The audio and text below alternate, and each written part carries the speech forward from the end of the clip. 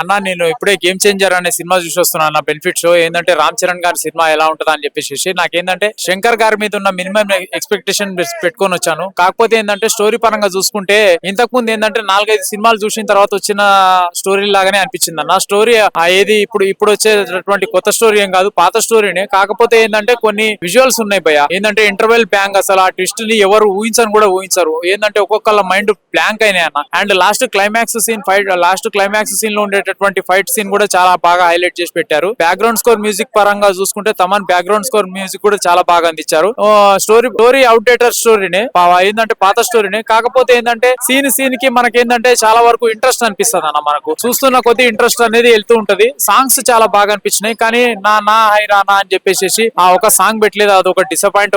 ఇంకోటి ఏంటంటే మామూలుగా ఈ సినిమా స్టోరీ నాకు అర్థమైంది ఏంటంటే ఒక సామాన్యమైనటువంటి ఐఏఎస్ ఆఫీసర్ గవర్నమెంట్ కి అనుకూలంగా స్పందించకపోతే వాళ్ళు ఏ రకంగా టార్గెట్ చేస్తారు, ఏ రకంగా వాళ్ళని తొక్కేస్తారు అని అనేది కళ్ళకు కట్టినట్టుగా స్టోరీ అనేది చాలా బాగా చూపించిందన్న. మూవీ అయితే ఓవరాల్ గా పర్వాలేదు, ఒక 2-3 టైమ్స్ చూడొచ్చు. కానీ ఏంటంటే స్టోరీ మాత్రం అవుట్డేటెడ్ స్టోరీ అన్న. ఒక 2-3 టైమ్స్ చూడొచ్చు అంతేగాని మరీ అంతగా ఏం లేదు. ఇంకోటి రామ్ చరణ్ గారికి అంజలి గారికి మధ్యలో వచ్చేటటువంటి కొన్ని ఎమోషనల్ సీన్స్ కూడా చాలా ఎమోషనల్ అనిపించినాయి. అండ్ లాస్ట్ క్లైమాక్స్ సీన్ లో ఏంటంటే విలన్ ఏంటంటే హీరోని మించిపోయే లెవెల్లో డామినేట్ చేసిండు. క్లైమాక్స్ సీన్స్ పోటాపోటీగా పెట్టిండు, నువ్వా నేనా అనే లెవెల్లో పెట్టిరన్న. ఓవరాల్ గా మూవీ అయితే రామ్ చరణ్ గారి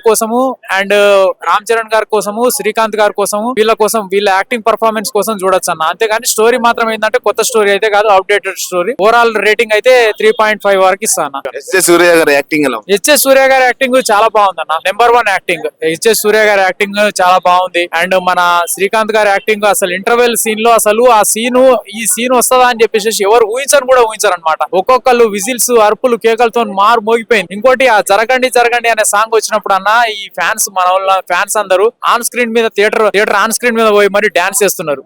ఆ రేంజ్ లో అసలు ఒక రకంగా మంచి ఊపింది సాంగ్. కానీ ఒక నా హైరానా అని చెప్పి ఆ ఒక్క సాంగ్ ఎప్పుడు వస్తుందా అని ఆ సాంగ్ కోసమైనా సినిమా చూద్దాం అని చెప్పి పోతే లాస్ట్ కి ఆ సాంగ్ పెట్టకపోవడం అనేది చాలా డిసప్పాయింట్ అన్న. నేను మామూలుగా లిరిక్స్ ఇంత బాగా రిలీజ్ చేశారంటే ఇంకా ఫుల్ వీడియో సాంగ్ రిలీజ్ చేస్తే ఎట్లుంటుందో చూద్దాము, ఎక్స్పీరియన్స్ చేద్దాం అని చెప్పేసి పోయినాము. కానీ అది రిలీజ్ చేయలేకపోయారు, అదొక డిసప్పాయింట్. దాన్ని కూడా రిలీజ్ చేస్తే కొంత బాగుంటది అని చెప్పేసి నా ఎక్స్పెక్టేషన్ అన్న. అంతే. ఎన్ని కోట్ల కలెక్షన్ చేయంటారు సినిమా?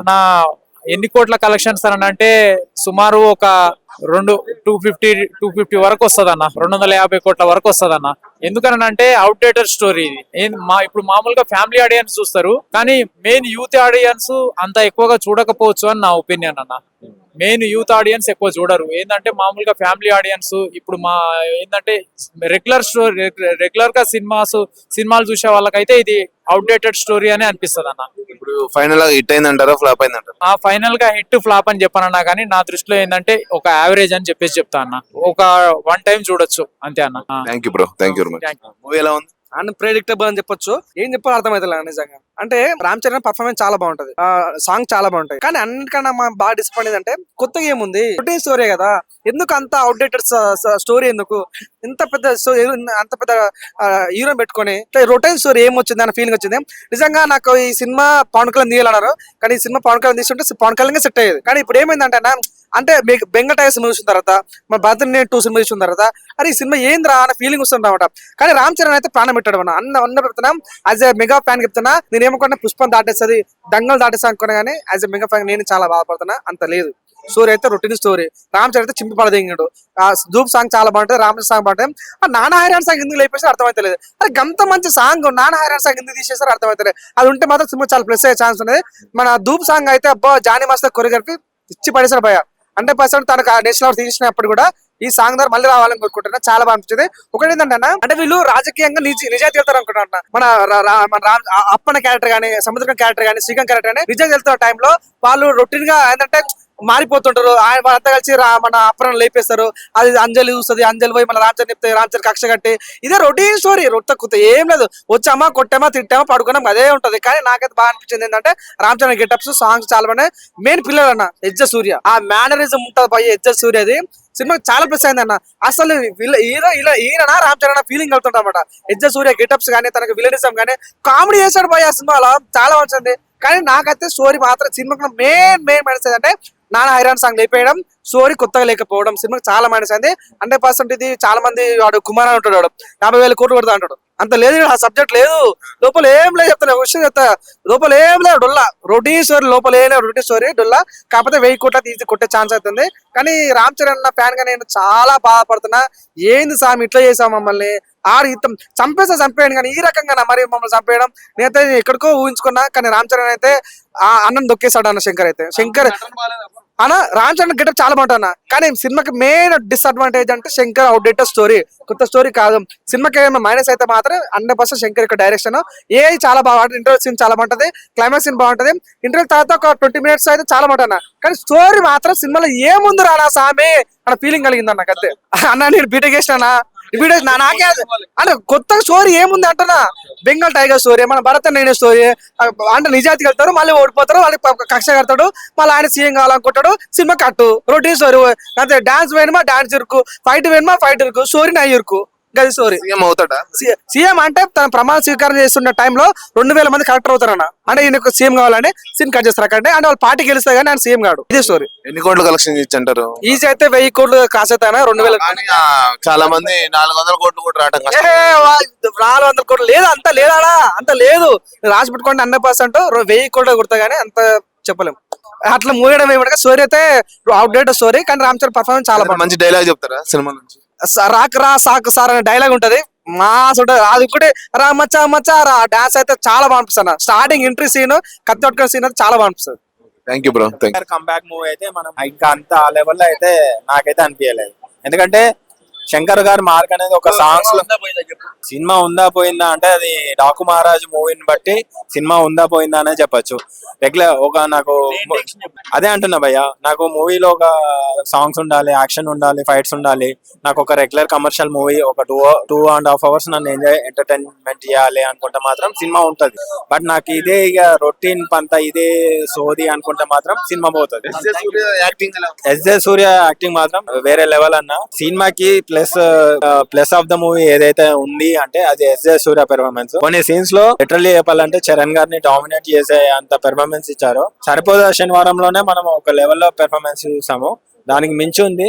లిటరల్లీ చెప్పాలంటే మూవీకి చాలా అప్గ్రేడ్ అవుతున్నారు. ఎస్జే సూర్య ఈ సినిమాకి విలన్ తప్ప ఎవరు సెట్ గారు అన్నంత పెర్ఫార్మెన్స్ ఇచ్చారు. అండ్ ఎస్జే సూర్యాని కూడా చాలా మంది విలన్ గా యాక్సెప్ట్ చేస్తున్నారు. బట్ చరణ్ గారిని ఇంకొంచెం ఎక్కడో 100% గా యూజ్ చేసుకోలేదు అని అనిపించింది. శంకర్ గారి డైరెక్షన్ మనకు ఒక్క ముక్కలో చెప్పాలంటే భారతీయుడు 2 కన్నా చాలా బెటర్మెంట్ గా తీశారు. ఒక కమర్షియల్ రెగ్యులర్, ఎందుకంటే ఒక మనకు ట్రైలర్ లాంచ్ లోనే చెప్పారు ఒక్కడు పోకిరి లాంటి ఒక మాస్ ఎలిమెంట్స్ ఉన్న మూవీస్ ఇవ్వాలని. బట్ అంత మార్క్ అయితే రీచ్ అవ్వలేదు. బట్ ఒక రెగ్యులర్ కమర్షియల్ మూవీలో ఒక ఆడియన్స్ కి ఏమేమి ఉండాలి అన్న వేలో ఆలోచించి మూవీ అయితే ఉంది. సో అక్కడ వరకు అయితే శంకర్ గారు పాస్ అయ్యారు అనిపించింది. బట్ శంకర్ గారి మూవీస్ అంటే మనకు అదర్ దాన్ ఎక్స్పెక్టేషన్స్ ఉంటాయి, అవి ఇంకా రీచ్ అవ్వలేదు. ఇంకా చాలా బెటర్ గా స్క్రీన్ ప్లే అన్నారు. ఎందుకంటే ఒకటే అన్న, సెకండ్ హాఫ్ లో కొన్ని సీన్స్ వస్తాయి, అవి రామ్ చరణ్ గారికి కొన్ని రోల్స్ ప్లే చేస్తారు. ఆ రోల్స్ కి తగ్గట్టు స్క్రీన్ ప్లే ఉండేది ఉంటే ఇంకా అసలు మూవీ ఎక్కడికో వెళ్ళేది. ఎందుకంటే ఫస్ట్ హాఫ్ యావరేజ్ గా ఉంది. మూవీని నిలబెట్టేది ఏదైనా ఉంది అంటే సెకండ్ హాఫ్ లో వచ్చే కొన్ని సీన్స్ మాత్రమే, కానీ అక్కడ కూడా కొంచెం డ్రాబ్యాక్ అయింది. బట్ ఓవరాల్ గా అయితే మాత్రం తీసేసినట్లు అయితే లేదు. ఈ సంక్రాంతికి మాత్రం జనరల్ ఆడియన్స్ కూడా ఎంజాయ్ చేస్తారు. బట్ రెగ్యులర్ కమర్షియల్ మూవీస్ ని ఎవరైతే ఇష్టపడని వాళ్ళు ఉంటారో వాళ్ళకి ఈ మూవీ మైనస్ అని చెప్పాలి. ఫ్యామిలీ ఆడియన్స్ పరంగా అంటారా ఫ్లాప్ అయిందా? అది డాకు మహారాజ్ ని బట్టి చెప్పొచ్చు. ఎందుకంటే ప్రస్తుతానికైతే యాజ్ పర్ ట్రెండ్ ప్రకారం మూవీ అయితే యావరేజ్ రేషియోలోనే ఉంది. అది బిలో యావరేజ్ కి అయితే వెళ్ళదు, యావరేజ్ రేషియోలోనే ఉంది.